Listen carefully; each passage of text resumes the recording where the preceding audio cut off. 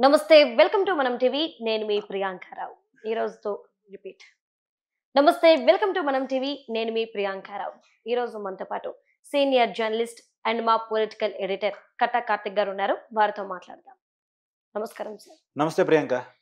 Sir Allu Arjun మామ చంద్రశేఖర్ రెడ్డి గారు కాంగ్రెస్ రాష్ట్ర ఇన్ఛార్జ్ దీపాదాస్ మున్షి దగ్గరికి వెళ్ళారు కలవడానికి అంటే నాకు అర్థం కానిది ఏంటి అంటే రాజకీయం నడుపుతున్నారా మామను అడ్డు పెట్టుకొని కేసు నుండి బయటపడదాము కాంగ్రెస్ పార్టీ వాళ్ళని ఫస్ట్ కూల్ చేద్దాము అని ఏమైనా ప్లాన్ చేస్తున్నాడా అల్లు అర్జున్ ఆప్షన్ లేదు, తప్పించుకునే అవకాశం లేదు. అదిరించి బెదిరించి బతుకుదామని అనుకున్నారు. సినిమాల్లో హీరోని కాబట్టి బయట సమాజంలో కూడా హీరోలాగా బిహేవ్ చేస్తే సమాజం అంతా యాక్సెప్ట్ చేసిద్ది, నమ్మేసిద్ది అనుకున్నాడు. కానీ కుదరలేదు. ప్రభుత్వం ముందు అడ్డంగా దొరికిపోయాడు, పోలీసుల ముందు అడ్డంగా దొరికిపోయాడు. ఇంకా కోర్టుల ముందు టైం పట్టిద్దాం కానీ సమాజం ముందు అయితే అల్లు అర్జున్ పెద్ద విలన్గా నిలబడ్డాడు. కాబట్టి ఇప్పుడున్న పరిస్థితుల్లో కేసు నుంచి తప్పించుకోవడానికి ఇప్పుడు బెయిల్ క్యాన్సిల్ అయిపోతుంది అనే ఒక భయం పట్టుకుంది అల్లు అర్జున్కి.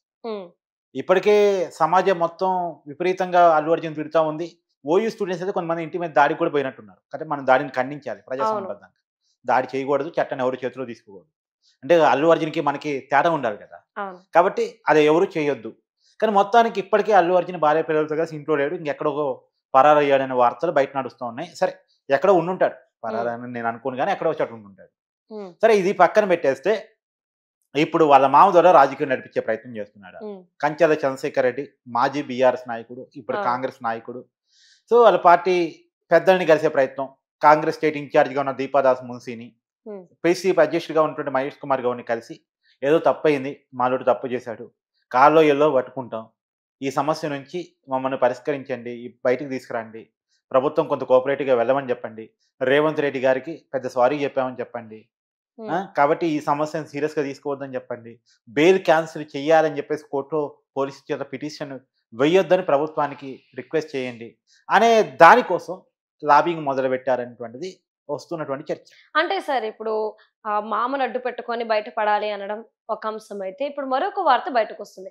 అడ్వకేట్ మీదకి ఇప్పుడు నెట్టే ప్రయత్నం. అంటే కోర్టులో నేను చెప్పలేదు, అడ్వకేటే చెప్పారు, పోలీసులదే తప్పంతా అని చెప్పడం వల్ల పోలీసుల మీద నెట్టడం వల్ల నాకు బెయిల్ వచ్చింది. సో నాకు తెలిసినంత వరకు పోలీసులే తప్పు అని నేను అంటున్నాను కానీ నాకేం తెలియదు అన్న ప్యాటర్న్ లో తీసుకెళ్లే ఆలోచనలో అల్లు అర్జున్ ఉన్నట్లు మనకి వార్తలు వస్తున్నాయి. ఇందులో వాస్తవం ఎంత, నిజంగానే అడ్వకేట్ కోర్టులో ఈ విధంగా చెప్పడం వల్లే అల్లు అర్జున్ కి బెయిల్ వచ్చిందా, పోలీసుల మీదకి నెట్టడం వల్లే అల్లు అర్జున్ బయటకు వచ్చాడా? ఇప్పుడు కోర్టులో పోలీసుల మీదకే నిరంజన్ రెడ్డి వీళ్ళ అడ్వకేట్ నిరంజన్ రెడ్డి, అవును, ఆయన రాజ్యసభ సభ్యుడిగా కూడా ఉన్నాడు. అవును, అంటే ఒకవైపు రాజకీయాల్లో ఉన్నాడు, ఇంకోవైపు అడ్వకేట్ గా ఉన్నాడు. ఆయన స్వయంగా వచ్చి వాదించాడు. వాదించడం వల్ల బలమైన వాదనలు తీసుకురావడం వల్ల షారూక్ ఖాన్ కేసు, తర్వాత అరుణం గోస్వామి కేసు, ఇలాంటి రకరకాల కేసులు తీసుకొచ్చి వాదించడం ఫలితంగానే అల్లు అర్జున్కి మధ్యంతర బెయిల్ వచ్చింది. అది మనం ఒప్పుకొని తీరాలి. కాకపోతే ఈ వాదన క్రమంలో పోలీసులను ఏదైతే అవహేళన చేసే రకంగా చెప్పాడో, పోలీసులు అల్లు అర్జున్ కోఆపరేట్ చేయలేదు, అల్లు అర్జున్ చూడటం కోసం వచ్చారు తప్ప ప్రజలకి సెక్యూరిటీ ఇవ్వలేదు, పోలీసుల వల్లే తొక్కేసాడు జరిగిందని చెప్పుకునే ప్రయత్నం చేస్తారు. అప్పుడు పోలీసులు కొంత ఇబ్బంది కలిగింది. సో వాళ్ళు మరింత సాక్ష్యాలు సేకరించే ప్రయత్నం చేస్తారు కోర్టు ముందు సబ్మిట్ చేయడానికి. ఖచ్చితంగా అల్లు అర్జున్ బెయిల్ కోసం వెళ్తాడు, రెగ్యులర్ బెయిల్ కోసం వెళ్ళారు కదా. ఆ టైంలో ఉన్న ఎవిడెన్స్ మొత్తం చూపించడానికి వాళ్ళు రెడీ చేశారు.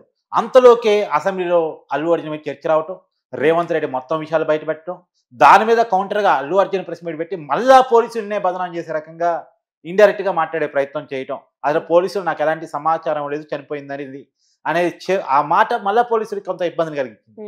అందుకని నేను పోలీసులు ప్రెస్ మీట్ పెట్టి మొత్తం విషయాల్ని 10 నిమిషాల వీడియో ఫుటేజ్ చూపించారు. అల్లు అర్జున్ ఎలా వచ్చాడు, ఎలా ర్యాలీ చేశాడు, ఎలా వివాదానికి కారణమయ్యాడు, ఎలా తొక్కిసాటకు కారణమయ్యాడు, పోలీసులు చెప్తున్నా వెళ్లకుండా ఎలా భీష్మించి కూర్చున్నాడు, ఏ సీన్ వరకు అల్లు అర్జున్ సినిమా చూశాడు అంటే గంగమ్మ జాతర సీన్ వచ్చేంత వరకు కూడా అల్లు అర్జున్ సినిమా చూశాడు అనేటువంటి మొత్తం విషయాలు.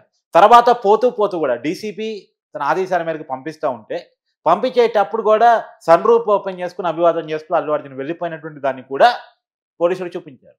సో క్లియర్ కట్ గా వీడియో ఫుటేజ్ తోటి సమాజానికి అల్లు అర్జున్ చెప్పిందంత అబద్ధం అనేది తెలిసిపోయింది. అడ్డంగా బుక్ అయిపోయాడు. ఇక ఇప్పుడు ఆప్షన్ లేదు, తప్పించుకునే అవకాశం లేకుండా పోయింది. కాబట్టి ఇప్పుడున్న ఏకైక ఆప్షన్ లాబింగ్ ద్వారా బయటపడటం.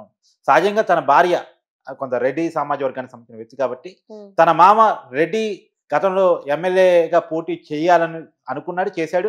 తర్వాత మళ్ళీ టికెట్ రాలేదు. సో ఒక రాజకీయాల్లో కొంత క్రియాశీలకంగా ఉన్న వ్యక్తి, విద్యాసంస్థలు నడుపుతున్న వ్యక్తి, కొంత రెడ్డి లాబింగ్ నడపడానికి అల్లు అర్జున్ సిద్ధమయ్యాడు అనేటువంటిది మనకు అందుతున్నటువంటి సమాచారం. రెడ్డి లాబింగ్ ద్వారా కొంత బయటపడే ప్రయత్నం చేస్తున్నాడు. వాళ్ళ మామ కాంగ్రెస్ పార్టీలో ఉన్నాడు కాబట్టి కాంగ్రెస్ పెద్దల్ని ప్రసన్నం చేసుకోవడం ద్వారా, కాంగ్రెస్ పెద్దలైనటువంటి దీపాదాస్ మున్సీ ద్వారా కానీ, లేదా పీసీ అధ్యక్షుడిగా ఉన్నటువంటి మహేష్ కుమార్ గౌడ్ ద్వారా కానీ కొంత రేవంత్ రెడ్డికి ఒక మాట చెప్పించి, జరిగిందో జరిగింది, తప్పైంది, ఇక క్షమించండి, ఈ విషయాన్ని వదిలేయండి అని చెప్పించడానికి ప్రయత్నం చేస్తున్నట్టు కనపడుతుంది. కారణం ఏంటంటే ఇప్పుడు సమాజంలో అల్లు అర్జున్ విలన్గా మిగిలాడు, సినిమా ఇండస్ట్రీలో కూడా అల్లు అర్జున్ విలన్గా మిగిలాడు. కేవలం అల్లు అర్జున్ బిహేవియర్ ఫలితంగా రేపు రాబోయే తెలుగు సినిమాల బెనిఫిట్ షోలన్నీ రద్దు చేయబోతున్నట్టు ప్రభుత్వం ప్రకటించింది. ఏ సినిమాకి బెనిఫిట్ షోలకి పర్మిషన్ ఇవ్వమని చెప్పేసింది, ఏ సినిమాకి టికెట్ రేట్ పెంచుకునే అవకాశం ఇవ్వమని చెప్పేసింది. సో రాబోయే సంక్రాంతికి చాలా పెద్ద సినిమాలు రాబోతున్నాయి. ఒకటి రామ్ చరణ్ సినిమా రాబోతుంది, 2 బాలకృష్ణ సినిమా రాబోతుంది, ఇంకా రాబోయే కాలంలో అనేక సినిమాలు వచ్చే అవకాశం ఉంది. చిరంజీవికి సంబంధించిన విశ్వంబర రావాల్సి ఉంది. అల్లు అర్జున్ సినిమాలు కూడా రాబోయే కాలం అనేకం వస్తాయి. ఇప్పుడు పవన్ కళ్యాణ్ కూడా ఓజీ వస్తుంది. ఈ టైంలో ఖచ్చితంగా రేవంత్ రెడ్డి ఇచ్చిన స్టేట్మెంట్ ఇండస్ట్రీకి చాలా ఇబ్బందిగా మారింది. కాబట్టి ఇండస్ట్రీలో అందరూ కూడా ఇప్పుడు అల్లు అర్జున్ తిడుతున్నారు. మొన్నటిదాకా అల్లు అర్జున్ సపోర్ట్ చేశారు, ఇప్పుడు అల్లు అర్జున్ తిడుతున్నారు. నీ వల్ల, నీ బిహేవియర్ వల్ల ఇదంతా జరిగింది అనేటువంటి. మొన్నటిదాకా వాస్తవాలు తెలవకపోవటం వల్ల ఇండస్ట్రీ పెద్దలు బాధితులు కాకుండా నిందితులకు సపోర్ట్ పలికారు. నిజానికి వీళ్ళందరికీ సపోర్ట్ చేయాలంటే ఎవరు చేయాలి? ఎవరైతే చనిపోయిన కుటుంబం ఉందో, ఎవరైతే బాలుడు హాస్పిటల్లో చికిత్స పొందుతూ ఉండి ఇప్పటికీ వెంటిలేటర్ మీద ఇబ్బంది పడుతూ ఉన్నాడో ఆ కుటుంబాన్ని సపోర్ట్ చేయాలి. కానీ వాళ్ళు కాకుండా ఒక్క నైట్ ఉన్నట్టు వచ్చిన అల్లు అర్జున్ జైల్లో ఒక్క నైటే ఉన్నాడు. అతనికి మద్దతు చెప్పే ప్రయత్నం చేశారు, అతన్ని పరామర్శించే ప్రయత్నం చేశారు. అతనికి ఎందుకు పరామర్శ అని రేవంత్ రెడ్డి మన అసెంబ్లీలో అడిగాడు. కాలు పోయిందనా, కిడ్నీ పోయిందనా, చెయ్యి ఇరిగిందనా, కాలు ఇరిగిందనా, కన్ను పోయిందనా, ఎందుకు పరామర్శ? అల్లు అర్జున్కి ఏమైందని పరామర్శిస్తున్నారు? పరామర్శించాల్సింది ఎవరిని? మీరు చనిపోయిన కుటుంబాన్ని. సాయం చేస్తే చేయాల్సింది ఎవరికి? చనిపోయినటువంటి కుటుంబానికి, బాధిత కుటుంబానికి కదా అనేటువంటిది రేవంత్ రెడ్డి ప్రశ్నించారు. ఇలా ఇండస్ట్రీ కూడా రియాక్ట్ అయింది. నువ్వే పొద్దున్న ఒక వీడియోలో చెప్పినట్టు నాకు గుర్తు, ఎవరైతే గతంలో అల్లు అర్జున్ సపోర్ట్ గా ట్వీట్ చేశారో అతను ఉపసంహరించుకుని వెనక తీసుకుంటాను. ఎవరు? రాహుల్. ఎస్, అతను ఇండస్ట్రీలో అప్కమింగ్ స్టార్. అతను క్లియర్ గా చెప్పింది అంటే వాస్తవాలు తెలియక ఆ రోజు అల్లు అర్జున్ సపోర్ట్ చేశాను, ఈ రోజు నేను నా వ్యాఖ్యలు వెనక్కి తీసుకుంటున్నానని చెప్పాడు. తర్వాత జగత్ బాబు నేను ఫస్ట్ బాధితుడిని సందర్శించాను, ఇండస్ట్రీ నుంచి నేను ఒక్కనైనా ఉన్నానని చెప్తున్నాను, ఇన్నాళ్ళు బయటపడలేదు అని చెప్పాడు. సో ఇప్పుడు అందరూ ఏం చెప్తున్నారు, అసలు హీరో అంటే జగత్ బాబు అంటే. సార్ అంటే ఆయన ఒక విషయం చాలా క్లియర్ గా చెప్పాడు, నాకు పబ్లిసిటీ అవసరం లేదు, నా రూల్ ప్రకారం నేను వెళ్ళి పలకరించాను, బాగోగులు తెలుసుకున్నాను, ఇండస్ట్రీ నుండి ఎవరో ఒకరు వెళ్ళాలి, ఎవరు వెళ్ళలేదని మీరు అన్నారు కాబట్టి నేను వెళ్ళానని ఈరోజు చెప్పాల్సి వచ్చిందని. అంటే ఆయన అంతటా ఆయన బయట రాకపోతే ఈ విషయం ఎవరికి తెలుసుండేది కాదు. అవును, ఎస్. ఇప్పుడు ఇంకా మళ్ళీ అల్లు అర్జున్ మీద జరిగే ప్రెజర్ ఏంటంటే, అల్లు అర్జున్ అసలు ఈ ఇష్యూ జరిగిన తర్వాత బాధిత కుటుంబం పట్ల అతను వైఖరి ఏంటి? 25 లక్షలు ప్రకటిస్తానని అన్నాడు. 25 లక్షలే అంట మీద కూడా చాలా ప్రశ్నలు ఉన్నాయి. అయినప్పటికీ ఆ 25 లక్షలన్న ఈ పాటికి బాధిత కుటుంబానికి ఇచ్చాడా? హాస్పిటల్ బిల్ అంతా బాబు కట్టాడా? అతని నోటి నుంచి వచ్చిన మాటలను అతను నిర్వహించుకున్నాడు కనీసం. సో అది అల్లు అర్జున్ మళ్ళా ప్రశ్నలు ముంచెత్తుతా ఉన్నాయి. సార్ అంటే మార్నింగ్ మరొక న్యూస్ బయటకు వచ్చింది.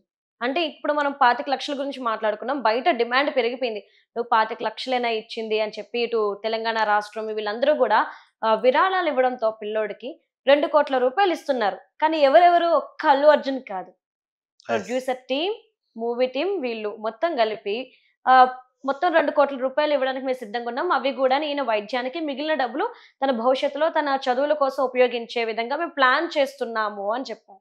చేస్తున్నారు. ఇంకా 2 కోట్లు ఏంటి ప్రియాంక? ఆ సినిమాకి వచ్చిన కలెక్షన్స్ ఎంత? వాళ్ళు పెట్టుకున్న టార్గెట్ 2000 కోట్లు కదా. సరే ఇప్పుడు వరకు కరెక్ట్గా ఎంత వచ్చింది? 2000 కోట్లు టార్గెట్ పెట్టుకున్నారు. 2000 కోట్లు టార్గెట్ పెట్టుకున్న ఆ సినిమా కలెక్షన్స్ కి 2 కోట్లు ఇవ్వటం ఏంటి? ఆ సినిమా ప్రమోషన్ కోసం కదా ఆడబిడ్డ నువ్వు చంపేశావు. రేవతిని ఒక మైలు చనిపోవడానికి కారణం ఏంది? అల్లు అర్జున్ అనఫిషియల్ గా నిర్వహించిన సినిమా ఈవెంట్, అనఫిషియల్ గా చేసిన సినిమా ప్రమోషన్, దానివల్ల మైలు చనిపోయింది. నేను కరాఖండిగా చెప్తా, బలంగా చెప్తా, నేను మాత్రమే చెప్తా. ఇవాళ ప్రభుత్వం చెప్పొచ్చు, ఇవాళ పోలీసులు చెప్పొచ్చు, నేను డే 1 నుంచి బలంగా చెప్తున్నా. అల్లు అర్జున్ అనఫిషియల్ గా నిర్వహించినటువంటి ఒక సినిమా ప్రమోషన్ కార్యక్రమం వల్ల ఆడబిడ్డ చనిపోయింది, ఆ బాబు హాస్పిటల్ ఉన్నాడు. నువ్వు బాధ్యతగా చెల్లించాలి, సహాయం కాదు అది, బాధ్యత. ఇప్పుడు నీవు బండేసుకుని మొత్తం ఉన్నావు ప్రియాంక, నీ వల్ల ఒకరిని గుద్దావు, వాళ్ళ వైద్యాన్ని చూపించే సామాజిక బాధ్యత నీకు ఉంటుందా ఉండదా? ఖచ్చితంగా ఉంటుంది. పైగా సరే పోనీ చూపిస్తావో చూపించవో నీకు గిల్టీ ఉంటుందా ఉండదా, నీకు ప్రాచ్యతాపం ఉంటుందా ఉండదా, నీకు బాధ ఉంటుందా ఉండదా, నా వల్ల ఒక చిన్న యాక్సిడెంట్ అయిందనేది ఖచ్చితంగా ఎవరైనా కావచ్చు. కానీ అల్లు అర్జున్కి అది కూడా లేదేంటి, అల్లు అర్జున్ అభిమాని మళ్ళీ వేరే వాళ్ళు కూడా కాదు, అల్లు అర్జున్ అభిమానుల వల్లే హీరోని చెప్పుకునే అల్లు అర్జున్కి ఆ ప్రాయశ్చిత్తం, ఆ బాధ అది ఇక్కడ కనపట్లేదే. సినిమా అయిపోయిన తర్వాత కూడా చేతులు ఊపుకుంటూ పోయాడంటే ఏమనాలి అతన్ని, మనిషి అనాలి అసలు, మనిషేనా? ఇదే అన్నాడంట ఆ సినిమా థియేటర్లో కొంతమంది చెప్తా ఉన్నారు, డీసీబీ అల్లు అర్జున్ ఇదే క్లాస్ అంట, నువ్వు మనిషివేనా అసలు, తీసపోయి లోపల పడేస్తా నేను నిన్ను, నువ్వు ఇక్కడ నుంచి పోకపోతే అంటే. అప్పుడు తప్పనిసరి పరిస్థితుల్లో అల్లు అర్జున్ బయటకు వచ్చాడు అనేది కొంతమంది చెప్తున్నమాట. మరి నిజ నిజాన్ని మనం చూసింది కాదు కానీ మనం వింటున్న మాట మనం చెప్తున్నాం. సరే వేలే ముందన్న అతని బిహేవియర్ బాగుందా, ఇదైతే క్లియర్ ప్రూవ్డ్ వీడియో ఫుటేజ్లో కనపడతా ఉంది. ఈ పర్టికులర్ కామెంట్ అయితే కొంత అనుమానాస్పదంగా, ఇదైతే క్లియర్. కాబట్టి మనం క్లియర్గా మనం అర్థం చేసుకోవాల్సిందంటే అల్లు అర్జున్కి ఆప్షన్ లేదు, ప్రభుత్వాన్ని మచ్చిగా చేసుకుంటే తప్ప మళ్ళా లేకపోతే జైలుకి పోయే పరిస్థితులు అల్లు అర్జున్ పడ్డాడు.